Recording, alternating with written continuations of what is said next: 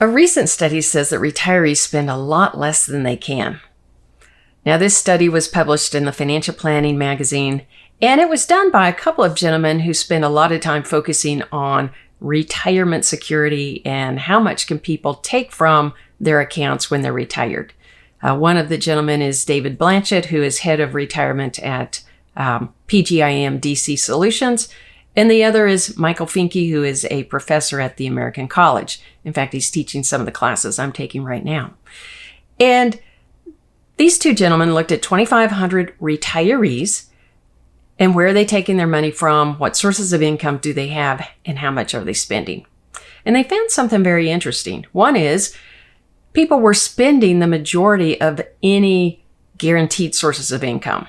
Social Security or pension, or if they had annuitized any of their in resources to have an annuity stream of income, they were spending that because that they could rely on coming in each and every month. But when it came to spending their own money that's in savings, taking distributions from those savings, they were taking a lot less than what it's assumed to be a safe withdrawal rate. Now, you've probably heard of the 4% safe withdrawal rate. That's based on a study that was done back in the 1960s, and I've done a number of other videos and podcasts talking about that. But just as a summary, the safe withdrawal rate says that you could take 4% and adjust, when you're 65, you could adjust that for inflation, actual inflation each and every year, and you would not run out of money for a 30-year retirement. Now, maybe there's things that are different in your situation or things that are different now than the 1960s, but that 4% is a good benchmark as a starting point to say, well, what could you take from your retirement savings? And in the study that was just done, they found that a 65-year-old retired couple was on average taking 2.1%. So almost half. That's a lot less than the 4% safe withdrawal rate.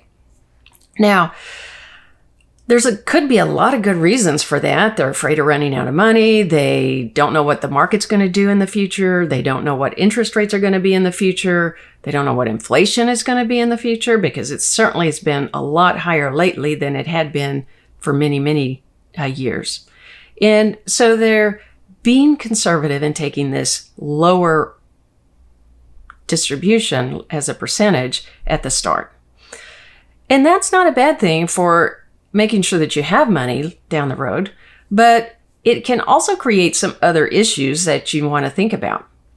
If you don't spend that 4%, then your accounts are going to continue to grow, and over time, they'll become larger and larger, which means that when you hit required minimum distribution age, you're going to have a bigger required minimum distribution, and that could push you into a higher tax bracket or a higher IRMAA bracket, that income-related monthly adjustment amount for your health care insurance cost. And it could also mean that the survivor, the widow, is going to have a much higher tax to pay because they'll be subject to that single tax rate and on a higher balance with a higher required minimum distribution. On top of that, if you don't spend the money for yourself, then you're going to have even more that's left to your heirs. And that may be your goal. But one thing to think about is it better for them to get all of it at the very end of your life when maybe they've already saved everything that they need, they've worked through all of the periods of time that were much harder for them, and you're not here to see them enjoy it? Or would it be better to give a little along the way, take advantage of that annual gift tax exclusion, and be able to see them enjoy it, as well as mitigate the impact of having accounts build up too much, too fast? And so that's something that you want to think about in your own situation. But how do you know the percentage that you can take as a distribution? Is that 4%? Or is it more or less? And that really comes down to a lot of things. How are you invested? How much risk or lack of risk are you taking? How conservative are your investments?